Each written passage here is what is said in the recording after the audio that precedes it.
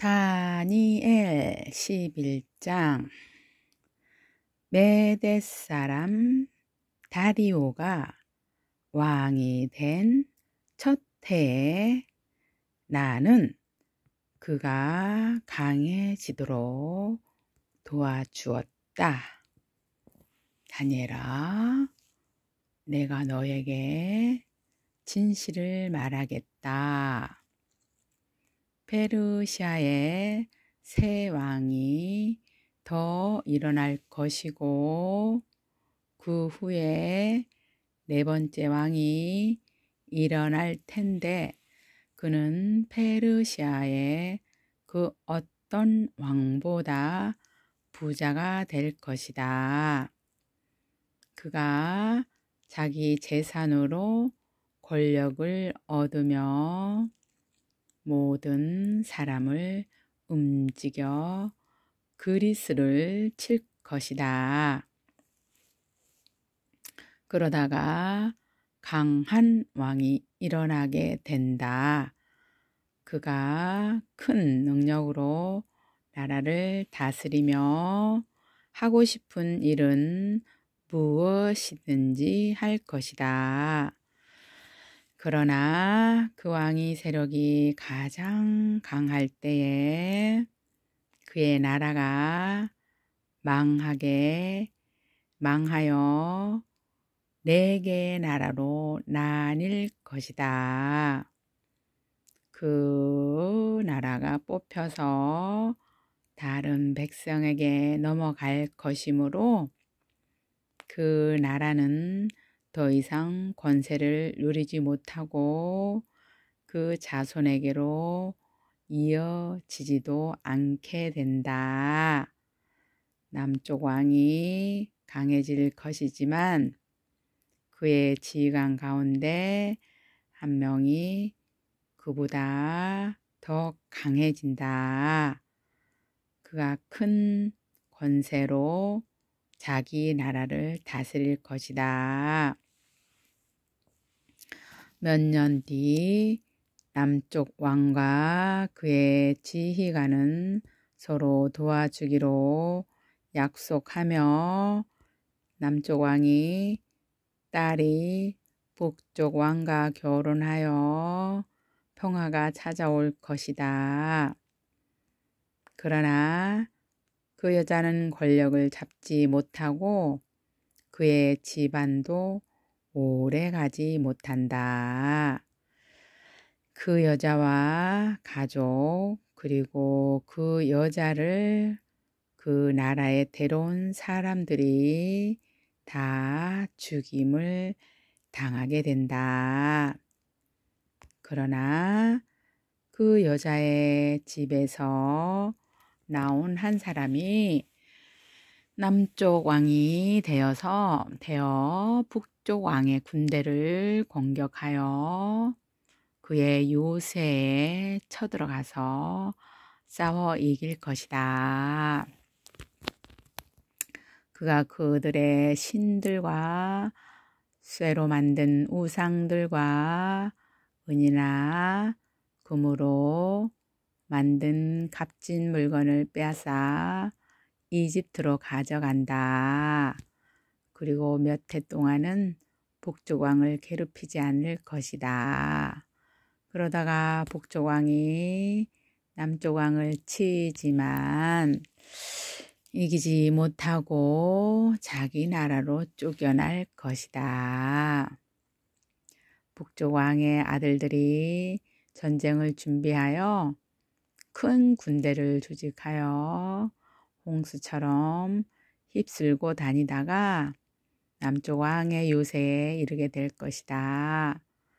남쪽 왕은 크게 노하여 북쪽 왕의 군대와 맞서 싸우러 나가며 북쪽 왕은 큰 군대를 일으키지만 전쟁에서 질 것이다.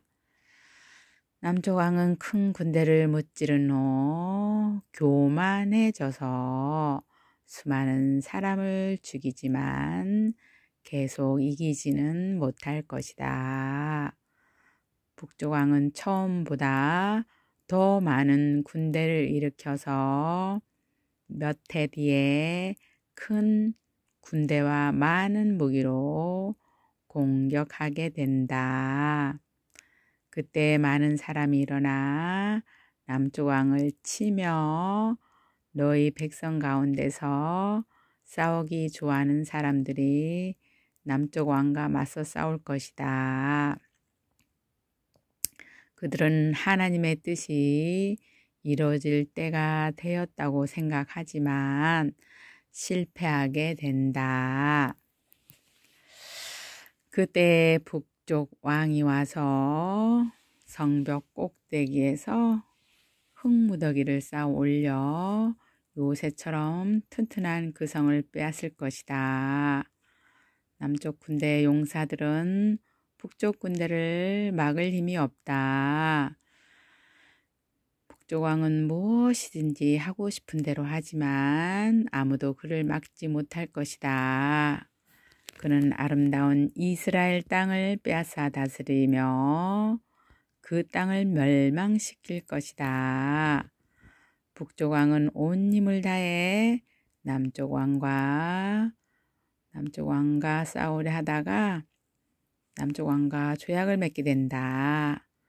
북쪽 왕은 자기 딸들 가운데 한 딸을 남쪽 왕의 아내로 주어 그를 멸망시키려 하지만 그의 계획은 실패하게 될 것이다. 그때 북쪽 왕은 다른 곳으로 관심을 돌려 지중해 해안의 여러 성을 빼앗는다. 그러나 한 지간이 일어나 북쪽 왕의 교만을 꺾어놓게 된다.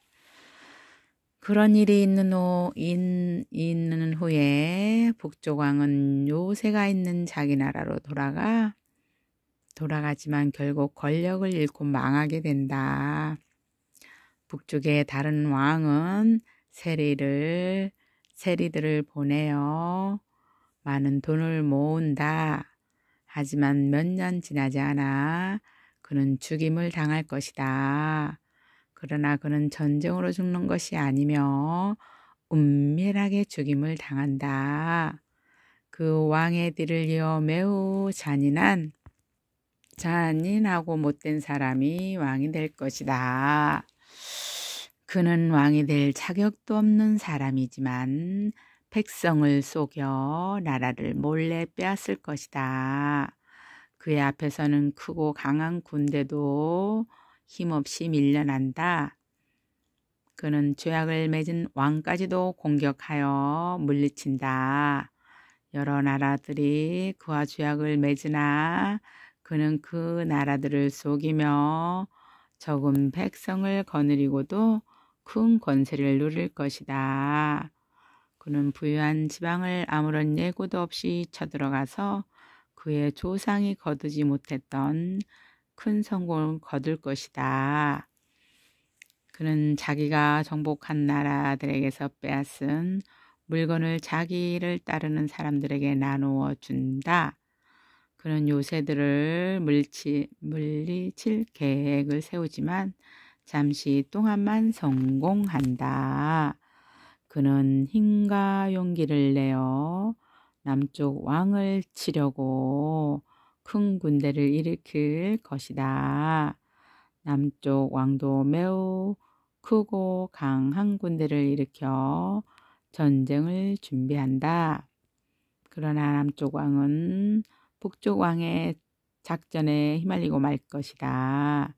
남쪽 왕과 친하게 지내던 사람들이 왕을 배신하여 그의 군대는 패하고 많은 군인이 죽임을 당한다. 그 두 왕은 서로를 해치려고 한다.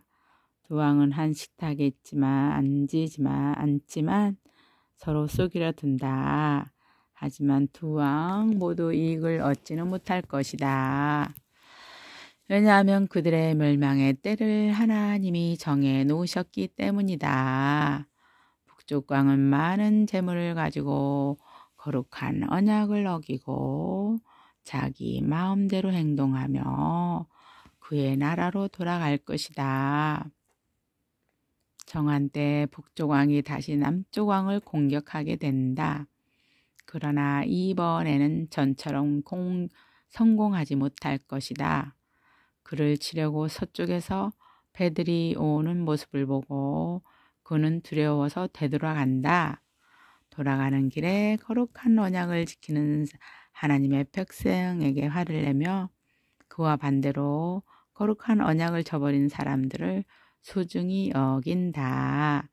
북쪽 왕이 군대를 보내어 예루살렘 성전을 부정하게 만들 것이다.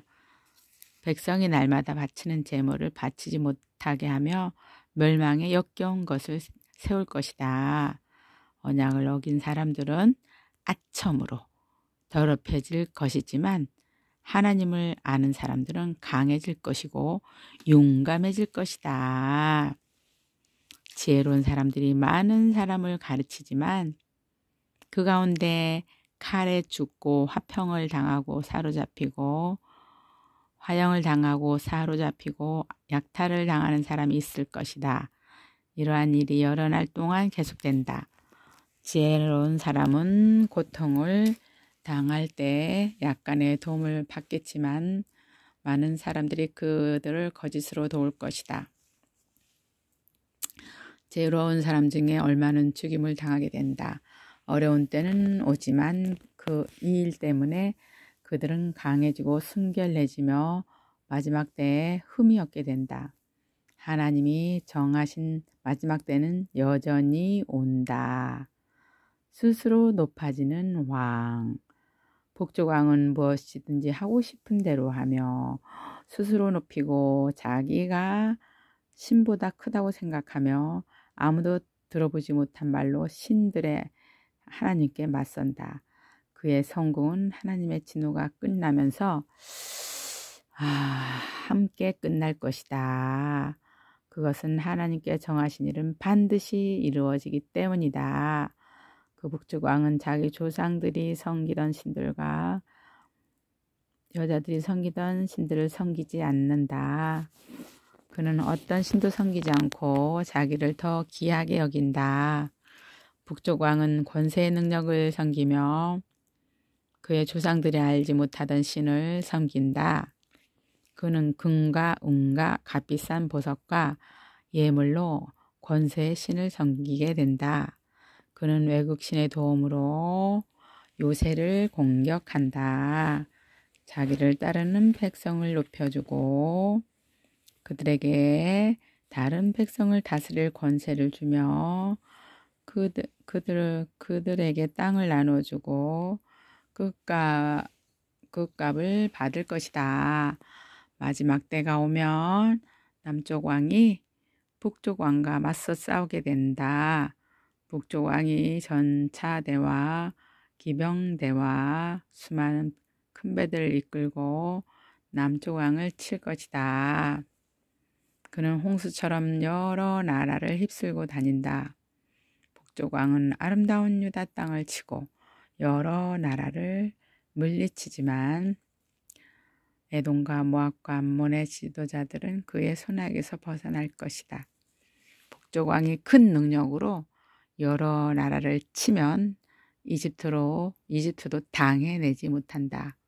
북쪽 왕은 금과 은과 이집트의 모든 보물을 모을 것이며 리비아와 에티오피아 백성이 그를 따르게 된다. 그러나 동쪽과 북쪽에서 들려오는 소식이 북쪽 왕을 두려움에 빠뜨리자 그는 분노에 차서 여러 나라를 멸망시킨다. 그는 바다와 영화로운 거룩한 산 사이에 그의 장막을 세울 것이다. 그러나 마침내 그의 끝이 이르며 그가 죽을 때 아무도 그를 돕지 않을 것이다. 아멘.